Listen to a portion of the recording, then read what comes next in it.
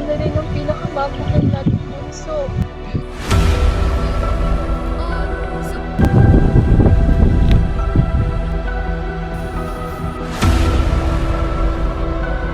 Nangangamoy na po siya ngayon.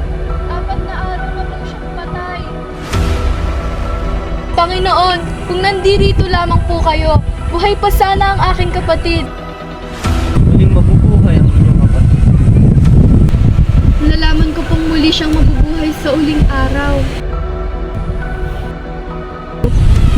Ako ang muling pagkabuhay at ang nagbibigay buhay. Naiintindihan mo ba ang sinasabi ko? Opo, Panginoon. Sumasampalataya po ako sa inyo.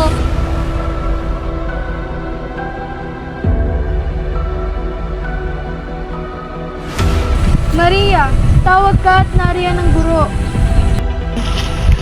Panginoon, kung narito lang po sana kayo ngayon, ay hindi sana namatay ang aking kapatid.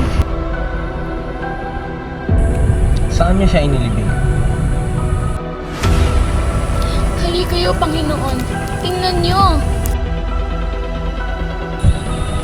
Buksan niyo ang libingan. Panginoon, nangangamoy na po siya ngayon. 4 na araw na po siyang patay. Lazaro! Lumabas ka!